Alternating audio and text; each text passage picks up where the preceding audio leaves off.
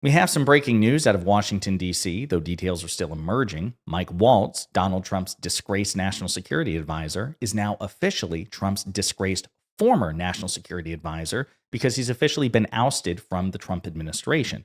This comes weeks after the SignalGate scandal, in which Waltz accidentally added a journalist to a private group thread with high level national security advisors on an unauthorized app discussing classified sensitive military plans. Yikes.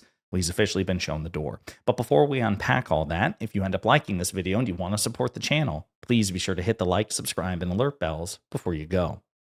It's pretty funny when bad things happen to terrible people. So we're going to play this breaking news alert from Fox News and just savor the moment. All right, there's a breaking news that happened in the commercial break. So what you're looking at photographs right now of Michael Waltz. He is the president's national security advisor, except for we just got news that he is going to be leaving the administration along with his deputy, Alex Wong. Of course, if you might remember the story of SignalGate. I don't know if that's for a particular reason, but there was some consternation among some people about Mike Waltz, who you might remember was a congressman, Green Beret, a long history and career in foreign policy. And I believe... Yeah, so this is a man who is a veteran who used to be a principled conservative, or at least claimed to be, and he was once a respected Republican congressman, and he sacrificed all of that on the altar of Trumpism and MAGAism.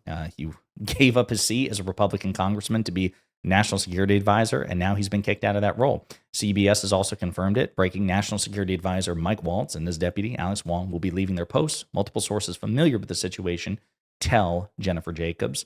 Mark Halperin is the one who apparently broke this story, so we're not going to watch this full 3-minute clip, but he was the one who first reported this, and CNN has a bit of a write-up on it, and we're going to refresh it to see if new information has been provided, since it's a developing story. They say, National Security Advisor Mike Waltz is expected to depart from the Trump administration in the coming days, two sources familiar with the matter told CNN after losing Trump's confidence over the course of his first 100 days in office. Waltz's job has been in limbo after it was made clear to him earlier this week that his time leading the National Security Council had come to an end, according to a source familiar with the matter. This is important because I'm going to show you a clip from yesterday's cabinet meeting that Mike Waltz attended. And so knowing that he apparently had been told in advance, like, yeah, you're probably gone, watching his words to Trump just ring even more loudly. And we'll get to that in a minute. Alex Wong, the deputy national security advisor, will also exit the White House, according to another person familiar with the matter. Special Envoy Steve Witkoff, a real estate developer and friend of Donald Trump, is under consideration to replace Waltz as national security advisor, that person said. A real estate developer. No decision has been made. Waltz has led discussions with Russia and Iran as Trump looks for international deals. Waltz has been attempting to stay on and attended a cabinet meeting Wednesday, appeared on Fox News, and showed up to the West Wing Thursday. But Waltz has been on shaky ground and lost most of his influence in the West Wing after he inadvertently added a reporter to a group chat about military strikes. Trump stood by him at the time, but Waltz's standing never really recovered, according to 4 sources. He also lost his standing with top aides inside the West Wing. Waltz boarded Marine One with Trump on Tuesday, but when his colleagues boarded Air Force One about 10 minutes later, he remained on the tarmac at Joint Base Andrews instead. One White House official said he was never slated to travel to Trump to Michigan, but the move was viewed as rather odd by other aides inside the administration. So, yeah, Mike Waltz. Now, this is Waltz yesterday at Trump's, North Korean, Soviet Russia style cabinet meeting. And again, I want you to listen to the words he says, which are pathetic, and his demeanor, which is even more so. Michael, do you have anything? Mr. President, the last 4 years, the world experienced a total lack of zero leadership under Biden. And then we've had 100 days of your leadership with respect, with strength, starting with they'll be all hell to pay if you don't let our people go. Yeah, so again, nervous, he's stammering, he's trying to be obsequious and servile. It's pathetic, right? He's trying to save his job. And I have nothing but contempt for this guy, as I think and I'm not a conservative, but I think any principled conservative who claims that title should be furious with this guy because he sacrificed all of it for political expediency. And with that in mind, I want to remind you of an interview he did, which I think to this day is the most embarrassing, most awkward interview I've ever seen a MAGA Republican give on Fox News. This is friendly terrain, friendly territory with a friendly host, Laura Ingraham.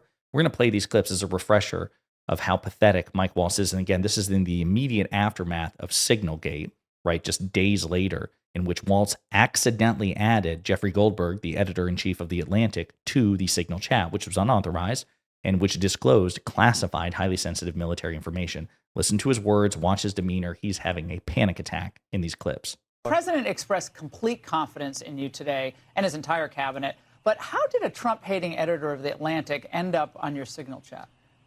You know, Laura, I'm not a conspiracy theorist, but of all the people out there, somehow this guy who has lied about the president, who has lied to Gold Star families, lied to their attorneys, and gone to Russia hoax, gone to just all kinds of links to lie and smear the president of the United States. And he's the one that somehow gets on somebody's contact and then gets sucked into this group. Is someone in your president expressed Right. You just effectively restated the question she asked you. Like, hey, how did this guy get on there? And he's like, you know, Laura, how did this guy get on here?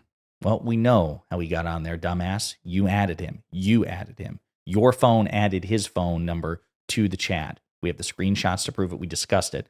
And that's why Waltz gave that stupid answer instead, or that stupid response, instead of actually answering the question. But it got worse. Yes. We're going to get to the bottom of it. I just talked to Elon on the way here. We've got the best technical minds looking at how this happened. But I can tell you for 100%, I don't know this guy. I know him by his horrible reputation, and he really is the bottom scum of journalists. And I know him in the sense that he hates the president, but I don't text him. Yes. You know that phrase, you doth protest too much. That's what he's doing here. Like, we have Elon. We've got Elon. We got the richest man in the world and the CEO of Tesla, right? The guy who's running Doge. We actually have him. I gave him my phone, and it's like Elon. If I add someone to like a text thread or like some sort of group chat, how did they get there? You know, like if I hit the button to add that person, like how did they really get there, Elon? And I can imagine Elon, as awkward as he is and as cringe as he is, going, what the fuck are you talking? You did it, dumbass. Again, it gets worse. I built the group my job is to make sure everything's coordinated. But how did the number?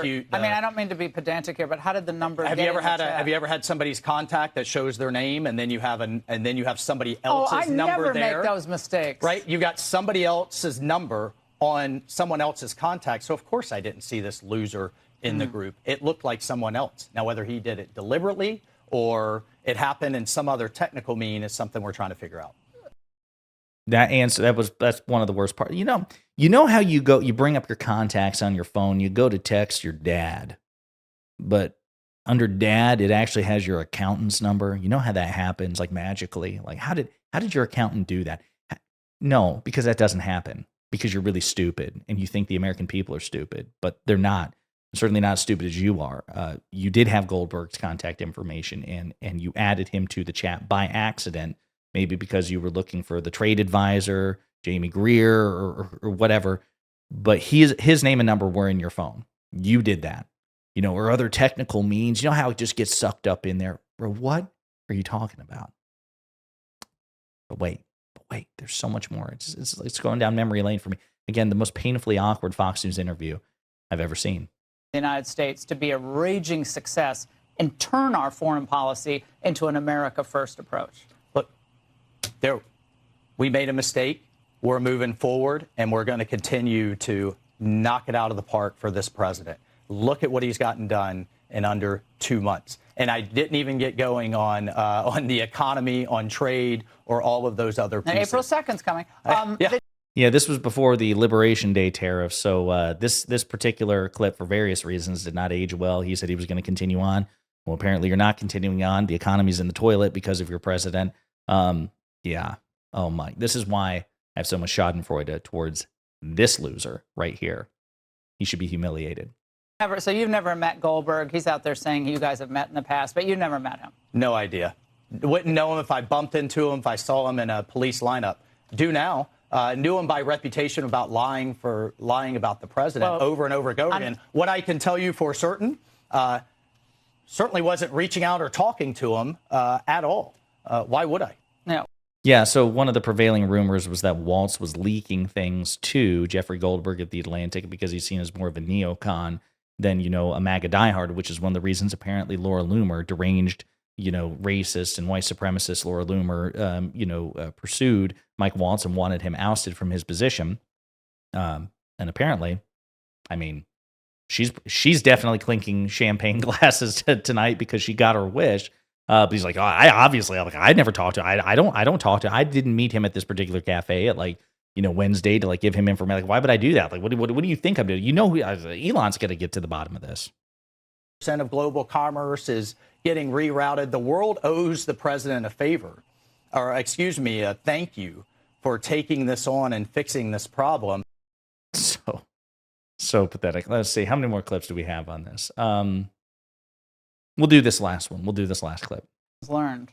Lessons learned after the Well, app. We're not using Signal app anymore. Yeah, right. Lesson learned number one is you've got journalists out there who have made fame and fortune trying to trash this president. Yeah. And so, look, we've got to tighten up. We are tightening up, and we have some of the best technology minds looking at how this happened. I've got the best technology minds in the world about it's just so stupid. These people. Yeah. So that seems to be based on the initial reporting, the major catalyst from Waltz's ousting. And that's hilarious. Again, trying to blame everybody else, scapegoat everybody else. Oh, it's technology. Oh, it's Jeffrey Goldberg. He mind hacked me and made me add him to this chat. No, dude, you screwed up. And apparently Trump himself finally agreed, and Mike Waltz has been shown the door.